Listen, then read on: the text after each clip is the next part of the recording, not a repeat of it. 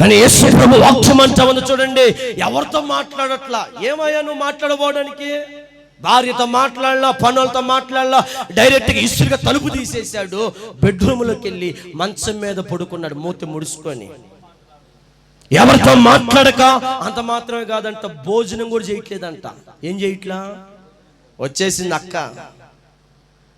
ఏమండి, డైరెక్ట్ కోపంగా వచ్చారు. యాడ్ నుంచి వస్తున్నారంటే, అమ్మ యెజ్రెయేలీయుడైన నాబోతు ద్రాక్ష తోట ఉంది, మన నగరానికి ఆనుకొని ఉంది. ఆ ద్రాక్ష తోట ఇస్తే ప్రతిగా ఇంకొక మంచి తోట ఇస్తాను, లేదా విక్రయానికి అంటే ధనం ఇస్తానని చెప్పా. మాటల్లా పిత్రార్జితము వాళ్ళ తల్లిదండ్రులు ఇచ్చారని చెప్పారు. ఓ దీనికే మూతి ముడవాలా?